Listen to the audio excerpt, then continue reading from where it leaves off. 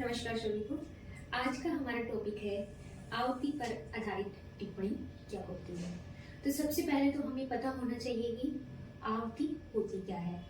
तो जैसे कि हमने हमारी पिछली कक्षाओं में देखा था कि आवृत्ति यानी अगर हम टिप्पणी सीख रहे हैं तो इसमें आवृत्ति जो भी पत्र बाहर से आता है हमारे कार्यालय में वो हमारे सामने आवृत्ति के रूप में होगा और अब हम उस पर टिप्पणी लिखना है। तो अब हम उसे कैसे स्टार्ट करेंगे और किस तरह से उसका एंडिंग करेंगे यहाँ पे मैं आपको दिखाऊंगी।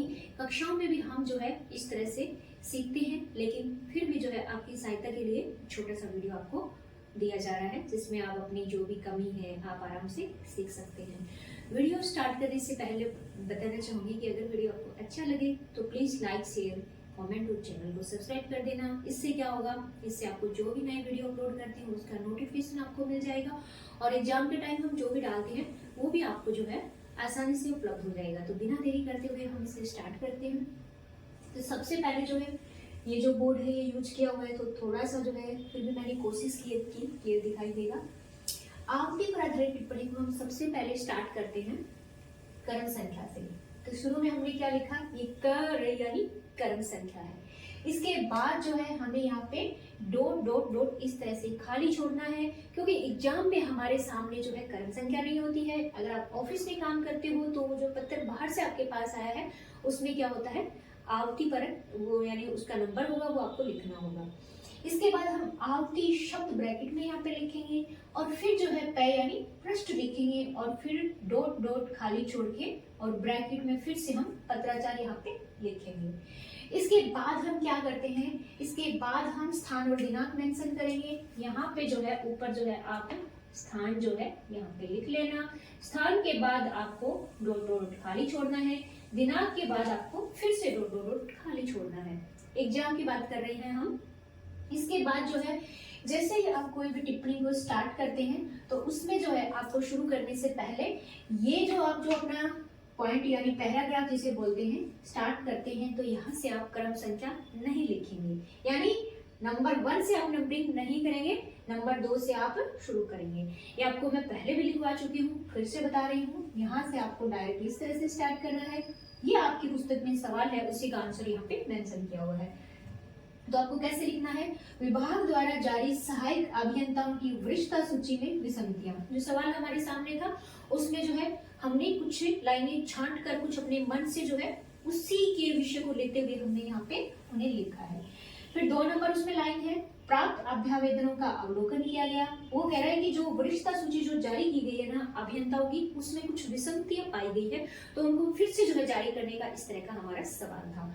तो ये कह रहा है कि अभियंताओं की सूची में विसंगतियां, फिर हमने लाइन लगा दी। फिर हो रहा है प्राप्त अभ्यावेदनों का अवलोकन किया गया, यानी उसने देखा है टिप्पणी लिखने वाले ने। फिर कह रहा है कि विसंगतियों में सुधार किया गया और वो कह रहा है कि इस ये गलतियां थी और हमने ये सुधार किया है। इसके बाद जो है नई वरीयता या वरिष्ठता सूची जो है जारी की जा सकती है और टिप्पणी आदेशार्थ प्रस्तुत है। इसके बाद जो है हमें जो ये देखना है कि आवृत्ति पर आधारित टिप्पणी जो है किसने लिखी है, तो ये सहायक के द्वारा लिखी जाती है और सहायक हमेशा बाएं साइड में यानी लेफ्ट साइड में अपना जो है हस्ताक्षर करता है।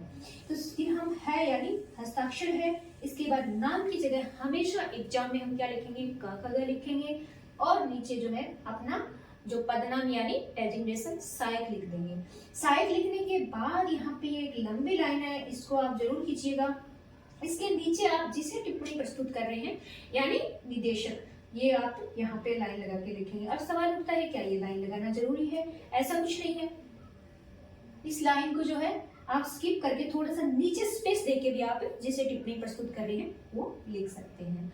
तो अब ये छोटी सी टिप्पणी है। अब आपको एक चीज और बताना चाहूंगी कि जो आवृत्ति पर आधारित हमारी टिप्पणी होती है वो क्या होती है, ओनली एंड ओनली सहायक के द्वारा लिखी जाती है। टिप्पणी के बारे में कुछ रूल जो रेगुलेशन थी जो मैं आपको पहले कक्षा में भी बता चुकी हूँ कि आवृत्ति पर आधारित टिप्पणी ओनली एंड ओनली सहायक द्वारा लिखी जाती है। सवाल ये भी उठता है क्यों, क्योंकि ये बाहर से लेटर आता है तो बाहर से जो भी हमारे पास सामने पत्र आता है वो डायरेक्ट जो होता है हम अधिकारी को नहीं देते हैं, क्योंकि सहायक ऑफिस में होते हैं और अधिकारी के पास ऑलरेडी काम होता है।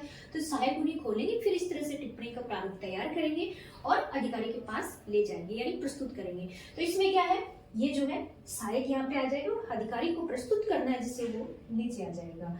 और एक चीज और है, टिप्पणी हमेशा क्या होती है, नोट शीट पे लिखी जाती है और इस तरह से जो है आप लाइनें जो है, ये डबल लाइन है, इस तरह से बना के आप मैंने यहाँ बोर्ड पे लगाई हुई है, तो आप टिप्पणी को कंप्लीट करेंगे। सवाल ये उठता है कि यहाँ जो है हमने टिप्पणी लिखा है नोटिंग, तो इसमें आपको यह एक लाइन और लिखना है कि आवृत्ति पर आधारित टिप्पणी। जैसे ही आप एग्जाम में लिखते हैं तो यहाँ पे एक शब्द और लिख देना, आवृत्ति पर आधारित टिप्पणी, ताकि एग्जामिनर को पता लग जाए कि ये आवृत्ति पर आधारित टिप्पणी है। ठीक है, यहाँ पे आप आधारित भी लिख देंगे। इसके बाद जो है आपको बता ही दिया है, एंडिंग में आपको लेफ्ट साइड में साइड करेंगे और टिप्पणी जो है इसे हम इंग्लिश में नोटिंग कहते हैं। तो टिप्पणी का जो है आवृत्ति पर आधारित टिप्पणी का ये छोटा सा पोर्शन यहाँ पे कंप्लीट होता है। अगले हमारी कक्षा में हम देखेंगे स्वतःपूर्ण टिप्पणी क्या होती है। तो मिलते हैं अगली कक्षा में, तब तक के लिए जय Hind, bye bye, take care.